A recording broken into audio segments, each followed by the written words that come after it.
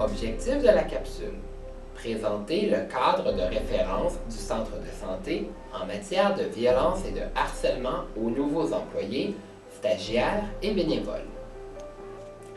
Le centre de santé, en tant qu'employeur, met tout en œuvre afin d'assurer un lieu de travail sain et sécuritaire, exempt de toute forme de violence pour tous ses employés.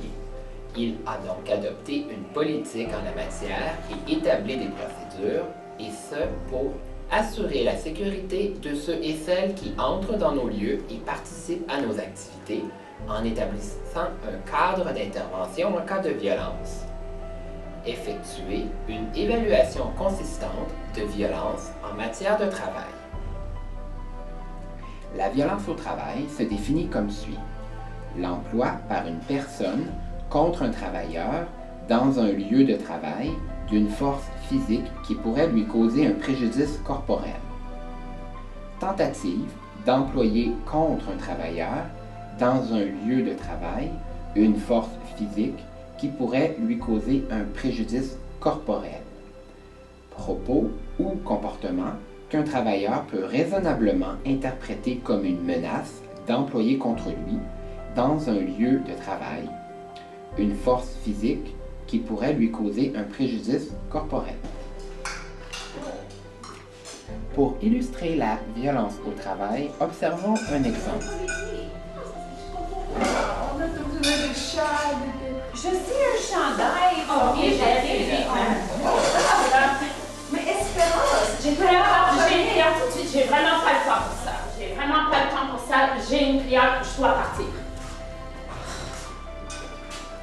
Le harcèlement au travail se définit, quant à lui, comme une personne qui adopte une ligne de conduite caractérisée par des remarques ou des gestes vexatoires contre un travailleur lorsqu'il, elle, sait ou devrait savoir que ces remarques ou ces gestes sont importuns.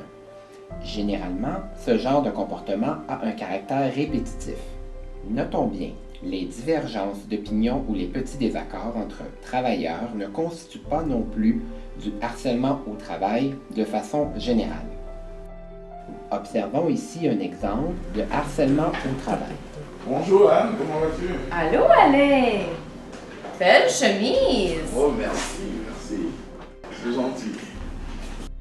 Ok, voyons voir.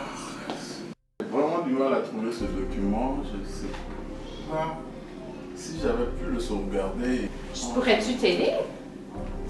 Oh, oui, je ne sais pas si tu es bonne là, mais ça me ferait plaisir. Ok, peut-être par ici.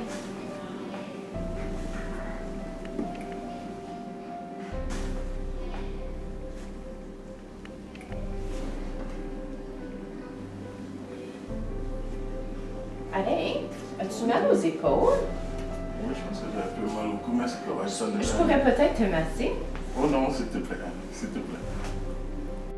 Procédure pour répondre à un incident de violence et de harcèlement au travail. Répondre aux besoins immédiats de santé et sécurité de toutes les parties. Faites appel au service d'urgence 911 au besoin afin d'assurer votre sécurité et celle des autres. Avisez un gestionnaire. Complétez le formulaire de signalement d'un incident de discrimination, de violence ou de harcèlement en milieu de travail et remettez-le à la direction générale. Procédure pour répondre à un incident de violence ou de harcèlement au travail concernant une personne mineure. Dans le cadre d'une personne de moins de 16 ans, il faut assurer sa protection physique, police, ambulance, et par la suite contacter la Société de l'aide à l'enfance. Faites l'appel, même si vous pensez que les policiers l'ont déjà fait. Un signalement se fait après que le danger ait été écarté et l'incident doit être conforme aux définitions de la politique.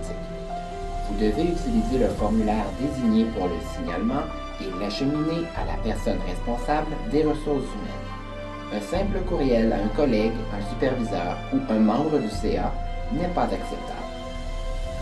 Contribuons à protéger l'environnement dans lequel évoluent les enfants.